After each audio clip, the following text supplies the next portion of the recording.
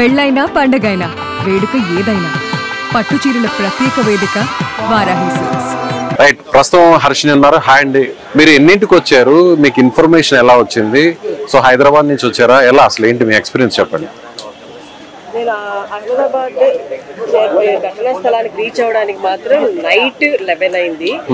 నేను అందరితో పాటు న్యూస్ చూసే వచ్చాను. న్యూస్ చూసిన తర్వాత అంటే ఆ తీవ్రత మనకి వెంటనే అర్థమైపోయింది. బోయింగ్ అనగానే ఇంతకుముందు కూడా మన పాస్ట్ లో కూడా చూస్తే బోయింగ్ రిలేటెడ్ చాలా సమస్యలు వచ్చాయి. బోయింగ్ కంపెనీ వాళ్ళదే మన సునీత విలియమ్స్ పైకి వెళ్ళినప్పుడు కూడా ఆ బోల్ట్లు అనేది లూజ్ అయ్యి అక్కడ వాళ్ళు గత 9 నెలల పాటు అక్కడ ఉండిపోవాల్సి వచ్చింది. అది కూడా ఆ స్పేస్ క్రాఫ్ట్ కూడా రిలేటెడ్ టు బోయింగ్ కంపెనీ అనమాట. సో ఇప్పుడు తరచు మనం చూసుకుంటే ఆల్మోస్ట్ 100 ఇన్సిడెంట్స్ దాకా నమోదై ఉన్నాయి. ఇక్కడ బోయింగ్ దట్టు మనకి ఇంటర్నేషనల్ క్యారియర్ అనగానే తీవ్రత అర్థమైంది. అందుకోసం ఒకటిన ఇక్కడికి రావడం జరిగింది. ఇక్కడికి వచ్చేసరికి కూడా మంటలు ఆర్పుతూ ఉన్న సందర్భం అనమాట. మధ్యాహ్నం నుండి మంటలు ఆర్పుతూ ఉన్న ఆగని సందర్భం అది. అప్పటికి క్యాజువాలిటీస్ నమోదు అవుతూనే ఉన్నాయి, అప్పటికి తీస్తూనే ఉన్నారు. కొన్ని హృదయ విదారకమైన దృశ్యాలు కూడా చూడాల్సి వచ్చింది. అంటే ఎప్పుడు ఎక్కడా జరగకూడని సిచ్యువేషన్ ఇది. ఇలాంటి ఘటన ఎక్కడా జరగకూడదు. మేము వచ్చేసరికి మేము వస్తున్నప్పుడు దారిలో ఆల్మోస్ట్ తల తెగి పడిపోయాను. అంటే అది ఫ్లైట్ ఎంత స్లోగా వెళ్ళినా కొన్ని వందల మైళ్ళ దూరంలోనే ఉంటుంది. సగం పార్ట్ మనకి టెయిల్ పార్ట్ అయితే మెషిన్ హిట్ చేసిన తర్వాత ముందర పార్ట్ సగం పార్ట్ అదే వేగంతో ముందున్న బిల్డింగ్స్ మీద పడి అక్కడే కాక్పిట్ అయితే ఎక్కడైతే పైలట్స్ కూర్చుంటారో అక్కడ ఇరుక్కుపోవడం జరిగింది. మేము వచ్చేసరికి ఆల్మోస్ట్ ఇంకా మంటలు చెలరేగుతూనే ఉన్నాయి, ఆర్పుతూ ఉన్నారు. నేను వచ్చిన టైంకి కరెక్ట్గా ఎయిర్ ఇండియా సభ్యులు కూడా కొంతమంది రావడం జరిగింది. వాళ్ళని తీసుకుని సంఘటన స్థలానికి వెళ్ళారు. అప్పటికి వాళ్ళందరూ వెతుకుతూ ఉన్నది ఏంటి అంటే బ్లాక్ బాక్స్ గురించి. బ్లాక్ బాక్స్ నేను వచ్చిన 1 గంట తర్వాత వాళ్ళు రికవర్ చేసుకోవడం జరిగింది. ఇంకా కీలకమైన సాక్ష్యాలు అవన్నీ కూడా వాళ్ళు సేకరిస్తూ ఉన్నారనమాట. ఎయిర్ ఇండియా టీము అలాగే government and police department. So మీరు చెప్తున్నట్టుగా అంటే హర్షిని ఇక్కడికి వచ్చే సమయానికి మొత్తం పరిస్థితి అంతా కూడా భయంకరంగా ఉంది. వైపు మంటలాడుతున్నారు, క్యాజువాలిటీస్ ని నేరుగా హాస్పిటల్కి తీసుకెళ్తున్నారు. సో నాకు ఇన్ఫర్మేషన్ వచ్చిన తర్వాత నేను ఢిల్లీలో ఉండడం జరిగింది. ఇవాళ మార్నింగ్ వచ్చాను. అయితే మార్నింగ్ ఇక్కడికి వచ్చాక అందరూ కూడా అసలు యాక్సిడెంట్ ఎలా జరిగింది, యాక్సిడెంట్ జరగడానికి మెయిన్ రీజన్ ఏంటి, ఏదైనా కూడా అందరూ ఏమంటున్నారంటే మేము నిల్చున్నటువంటి ఈ ప్లేస్కి ఇక్కడ మీకు వెనక కనిపిస్తున్నాయి కదా ఈ బిల్డింగ్స్, దాదాపుగా 10 బిల్డింగ్స్ ఉన్నాయి. ఈ 10 బిల్డింగ్స్కి వెనక కొంత దూరంలో ఎక్కడైతే ఇప్పుడు మీరు చూస్తున్నటువంటి విజువల్లో టైల్ పార్ట్ ఉందో ఆ టైల్ పార్ట్ ఫస్ట్ ఆ వెనకున్నటువంటి ఫస్ట్ ఒక చెట్టుని ఢీ కొట్టడం జరిగింది. చెట్టును ఢీ కొట్టిన వెంటనే ఆ టైల్ పార్ట్ అక్కడ బిల్డింగ్ ని టచ్ చేయడం జరిగింది. అక్కడ ఒక బీమ్ ని టచ్ చేసిన తర్వాత టైర్స్ కూడా టచ్ చేసిన తర్వాత నెక్స్ట్ మిగిలినటువంటి హర్షిని చెప్పినట్టుగా మిగిలిన పార్ట్ అంతా కూడా బిల్డింగ్ కి ముందు వైపు ల్యాండ్ అయింది, అంటే క్రాష్ అయింది. క్రాష్ అవడంతో ఈ చెట్లన్నీ కూడా పూర్తిగా కాలిపోవడం జరిగింది. అలా కాకుండా ఒకవేళ ఈ బిల్డింగ్ కాకుండా మీరు ఇప్పుడు నా ఎదురుగా ఉన్నటువంటి కెమెరామెన్ వెనక కేవలం 50 అడుగుల దూరంలో కానీ ఒకవేళ ఫ్లైట్ కానీ క్రాష్ అయి ఉంటే మృతుల సంఖ్య మరింత పెరిగే అవకాశం ఉంది. ఈ కాలేజీకి వెనక గవర్నమెంట్ హాస్పిటల్ ఉంటుంది, సివిల్ హాస్పిటల్. ఇది వేల మంది అక్కడ ట్రీట్మెంట్ తీసుకుంటుంటారు. కేవలం కొన్ని అడుగుల దూరంలో కానీ ఒకవేళ ఫ్లైట్ కానీ క్రాష్ అయి ఉంటే అక్కడ కానీ కూలిపోయి ఉంటే మరింత దారుణం జరిగి ఉండేది. వేల మంది చనిపోయినటువంటి పరిస్థితి మనం చూసేవాళ్ళం. ఈ విషయంలో కూడా గుడ్ థింగ్ ఏంటంటే పైలట్లు ఎంత కాపాడడానికి ప్రయత్నించాలనుకున్నా కూడా అప్పటికే మేడే అనేటువంటి ఒక అలర్ట్ ఇవ్వడం జరిగింది. కేవలం ఫ్లైట్ టేక్ ఆఫ్ అయినటువంటి 53 seconds లోనే క్రాష్ అయిపోయింది. సో ఇంకెక్కడ కూడా అక్కడ సేఫ్ చేసేటువంటి పరిస్థితులు లేవు, లేదు. ఏం చేయాలి? వాళ్ళు అసలు అవగాహన తెచ్చుకునే లోపలే దహనం అయిపోయారు. సో ఒకవేళ కొంత ముందుగా వెళ్ళి కేవలం ఒక 100 అడుగుల దూరంలో లేదంటే ఒక 200 అడుగుల దూరంలో కానీ ఫ్లైట్ కానీ క్రాష్ అయ్యింటే వాళ్ళ పరిస్థితి మరింత దారుణంగా ఉండేది. నిజంగా లోపలికి వెళ్ళానండి. నేను లోపలికి వెళితే మనం మాత్రమే సుమన్ టీవీ ఎక్స్క్లూజివ్గా లోపలికి వెళ్ళడం జరిగింది. నేను వెళ్ళాను, హర్షిని వెళ్ళారు. నేనైతే నేరుగా ప్రతి బిల్డింగ్ను కూడా విజిట్ చేశాను, మీకు కూడా వీడియోస్ కూడా చూపించాను. నిజంగా అక్కడ భోజనం ప్లేట్లో పెట్టుకొని ఆ రోటీ, ఆ సబ్జా అవన్నీ కూడా పెట్టుకొని తింటున్న క్రమంలో వాళ్ళకి ఒక్కసారిగా మంటలు వ్యాపించేసాయి. ఇక్కడ 100 మంది ఉన్నారు, వాళ్ళకి ఏం తెలియదు, ఏం జరుగుతుందో తెలియదు. ఏదైనా ఉగ్రవాదులు ఏదైనా అటాక్ చేశారా, బాంబ్ బ్లాస్ట్ అయిందా, లేదంటే ఫైర్ యాక్సిడెంట్ జరిగిందా అని అసలు వాళ్ళకి ఏం తెలియదు. మంటలు వస్తున్నాయి, కొంతమంది చనిపోతున్నారు, కొంతమంది గోడలు దూకి పరిగెత్తుతున్నారు, కొంతమంది బిల్డింగ్స్ దూకేశారు. సో ఎక్కడ చూసినా కూడా ఒక శ్మశాన వాతావరణమే కనిపించిందని చెప్పొచ్చు. నిజంగా బతికిన వాళ్ళు నిజంగా అదృష్టవంతులు అనాలో, లేదంటే అసలు ఏ సంబంధం లేకుండా నిజంగా హాస్టల్లో ఉంటూ భోజనం చేస్తున్న వాళ్ళు, కొంతమంది హాస్టల్లో ఉంటున్న వాళ్ళు చనిపోవడం అనేది నిజంగా దారుణం. ఎందుకంటే మనం చూస్తుంటాం చాలా ప్రాంతాల్లో కూడా, మన హైదరాబాద్లో కూడా గతంలో ఇంటర్నేషనల్, ఇప్పుడు శంషాబాద్ ఎయిర్పోర్టు షిఫ్ట్ కాకముందు ఇదే విధంగా అహ్మదాబాద్లో ఏ విధంగా సిటీకి మధ్యలో జనవాసాలకు మధ్యలో ఎయిర్పోర్ట్ ఉంటుందో బేగంపేట ఎయిర్పోర్ట్ కూడా ఒకప్పుడు అలాగే ఉండేది. అలా ఫ్లైట్ టేక్ ఆఫ్ అయిన తర్వాత చుట్టుపక్కల ఉన్నటువంటి బిల్డింగ్స్ మీద కొలాప్స్ అవ్వడం, క్రాష్ అవ్వడం అనేది కూడా ఎవరు ఊహించరు. రోజు ఈ విమాన శబ్దాలు వింటూ ఉంటారు, టేక్ ఆఫ్ శబ్దాలు వింటూ ఉంటారు, ల్యాండ్ అయ్యే శబ్దాలను కూడా వింటూ ఉంటారు. ఇది రోజువారీ ప్రక్రియలో జరిగేటువంటి ఒక సామాన్యమైనటువంటి పరిస్థితి. అలాంటి విమానం తమ ప్రాణాలను తీసేస్తుందని, తమ జీవితాలను బుగ్గిపాలు చేసేస్తుందని ఎవరు కూడా ఊహించి ఉండరు. మీరేమంటారు హర్షిని? విజయ్ గారు చెప్పింది ఇక్కడ కరెక్ట్గా కళ్ళకు కట్టినట్టుగా మేము చూసిందే మీకు చెప్పాము. ఇక్కడ ఏ స్పెక్యులేషన్స్ లేవు.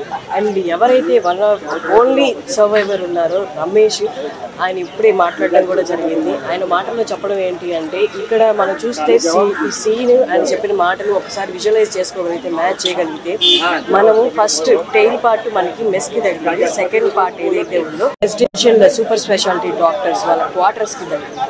సో మనకి ఇక్కడ తగిలినప్పుడు సగం పార్ట్ ఇక్కడ విడినప్పుడు ఆయన కరెక్ట్గా మెస్ మీద పడి ఒక ఫ్లోర్ బ్రేక్ అయ్యి కిందకి గ్రౌండ్ ఫ్లోర్కి వెళ్ళిపోవడం జరిగింది.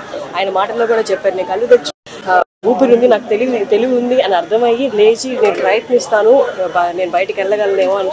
ఆయన కళ్ళు చూపు మేర తప్ప పొగ తప్ప ఇంకేమీ లేదు.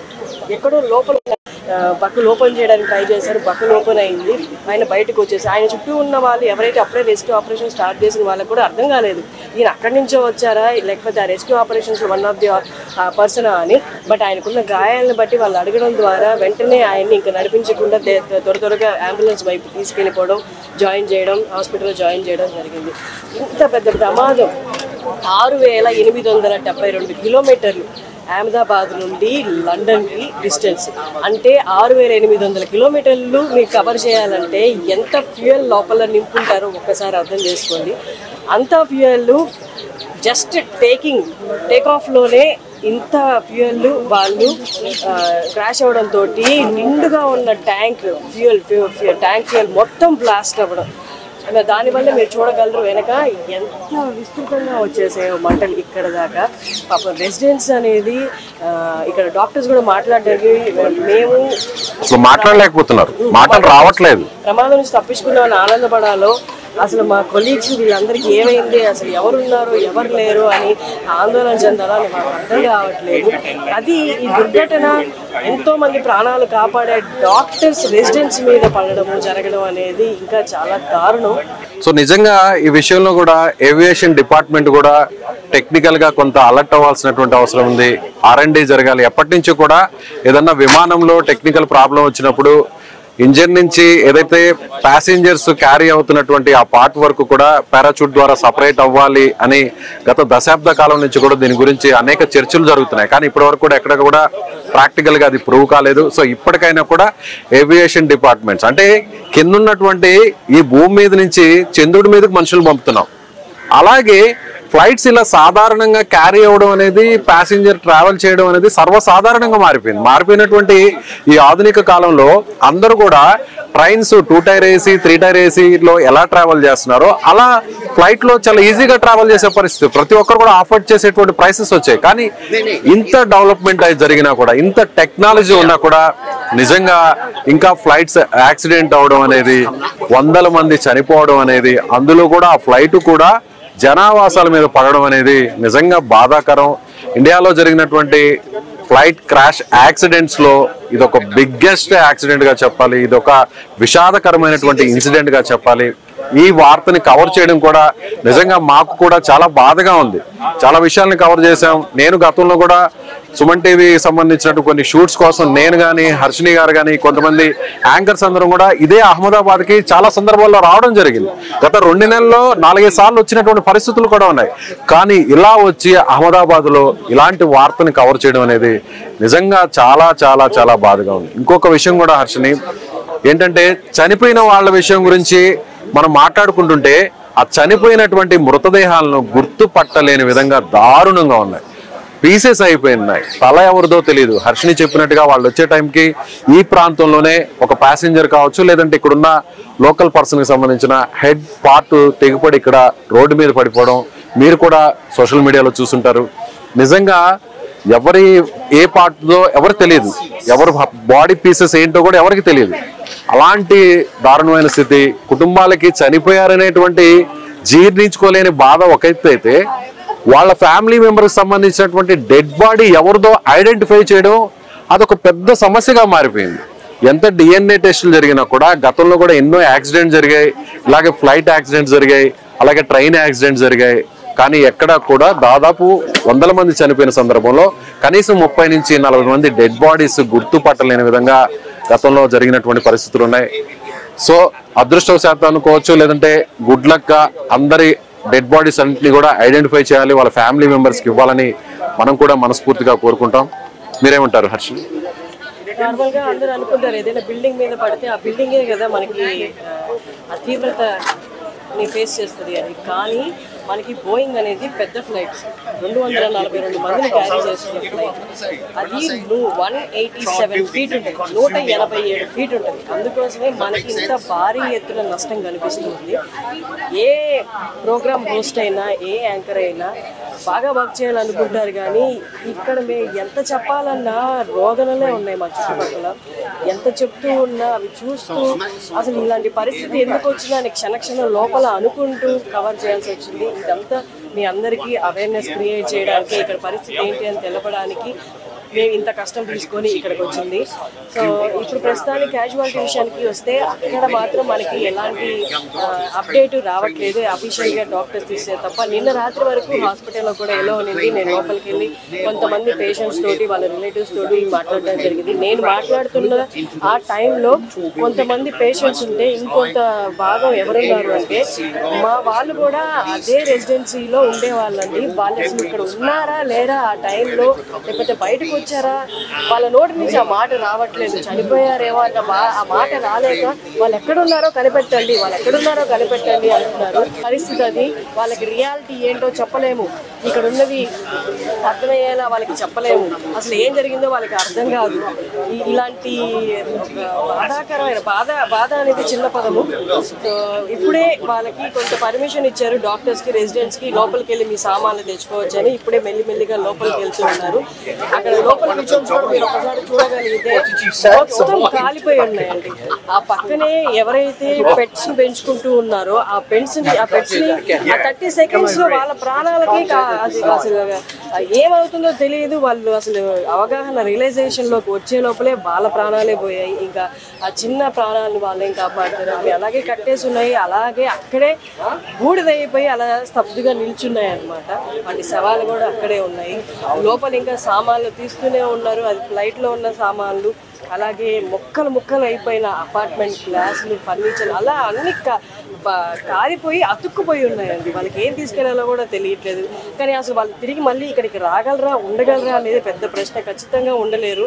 ఇవన్నీ హాంట్ చేస్తూ ఉంటాయి వాళ్ళని. సో నిజంగా లోపలికి వెళ్ళినప్పుడు అక్కడ సిచ్యువేషన్ చూస్తే దాదాపు 6 బిల్డింగ్స్ మొత్తం అంతా కూడా కాలి బూడిదైపోయి ఉన్నాయి. అందులో కొన్ని జంతువులు, ముఖ్యంగా నేను చూశాను, నా మొబైల్తో నేను షూట్ చేశాను. ఒక పావురం అయితే అలా పూర్తిగా కాలిపోయింది, కన్ను మాత్రమే కనిపిస్తుంది. నేను చనిపోయిందేమో అని ఆ పావురాన్ని క్లోజ్గా నేను మొబైల్ తీసుకెళ్తే అది ఒక్కసారిగా ఏదో ఒక వస్తువు దగ్గరకు వచ్చిందని అప్పటి వరకు బూడిదగా మారిపోయినటువంటి ఆ పావురం అప్పుడు రెక్కలు విరుచుకొని ఎగురుతూ బయటికి కొంత దూరం వరకు వెళ్ళగలిగింది. బహుశా అది కొన్ని క్షణాలు మాత్రమే బతుకుతుంది అనుకుంటా, చనిపోతుంది. చెప్పడం కూడా చాలా బాధగా ఉంది. మరికొన్ని పావురాలు అయితే కాలిపోయినటువంటి ఆ చెట్ల కొమ్మల మీద తమ గూడు కోసం ఎదురు చూస్తున్నాయి, తమ పిల్లల కోసం ఎదురు చూస్తున్నాయి.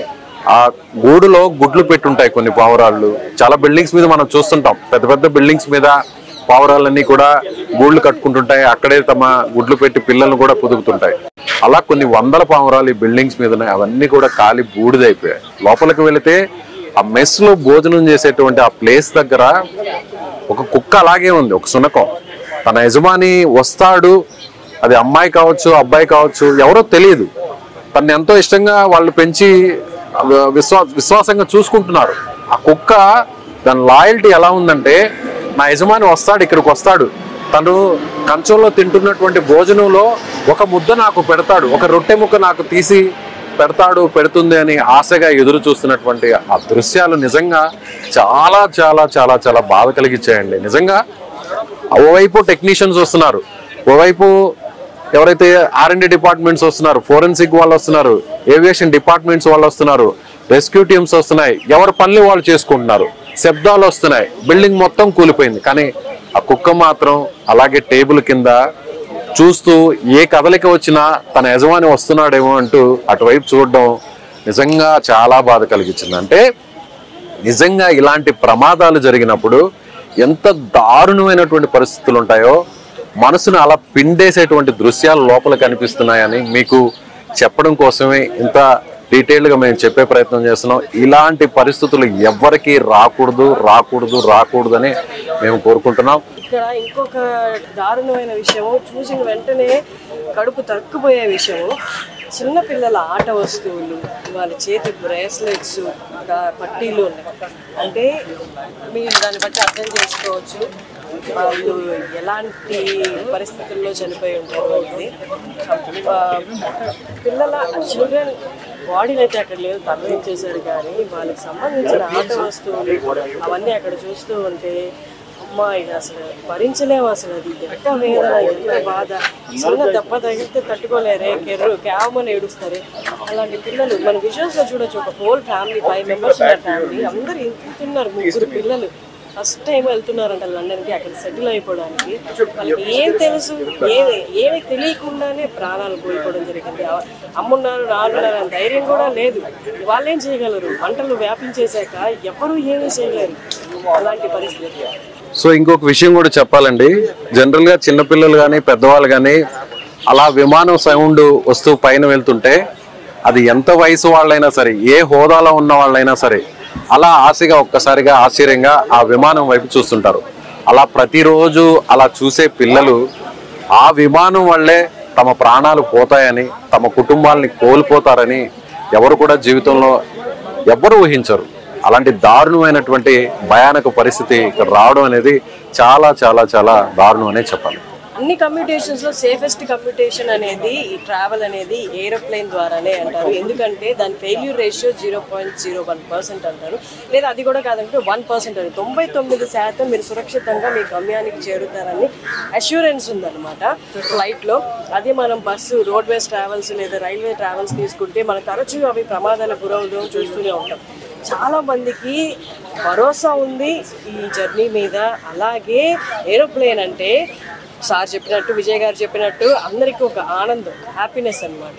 ఫ్లై చేయడం అనేది అందరికీ జీవితంలో ఒక్కసారైనా ఫ్లైట్ ఎక్కాలని ఉంటుంది. ఒక ఆనందంతో కూడింది ఇది. జస్ట్ మన ఇన్ కేస్ అది మన సాంకేతిక లోపం అయితే, లేకపోతే కరెక్ట్గా అన్నీ పర్ఫెక్ట్గా ఉన్నాయని చెక్ చేసుకోకపోవడం ఒక కారణం అయితే అక్కడ మనకి కనిపిస్తుంది. ఆల్రెడీ రిలీజ్ చేశారు గవర్నమెంట్. రీజన్ ఏంటి అనేది అక్కడ ఫ్యూయల్ కంజక్షన్ అయితే జరిగిందని చెప్తున్నారు. దానికి రీజన్స్ కూడా మనకి ఇంకా తెలియాల్సి ఉంది. వీడియోని, విజువల్స్ ని ఎక్స్క్లూజివ్ గా మీకు ఇప్పటి వరకు అందిస్తున్నటువంటి కెమెరామెన్ సాయితో కలిసి అహ్మదాబాద్ నుంచి, అలాగే హర్షినితో కలిసి విజయ్, సుమన్ టీవీ, అహ్మదాబాద్ నుంచి.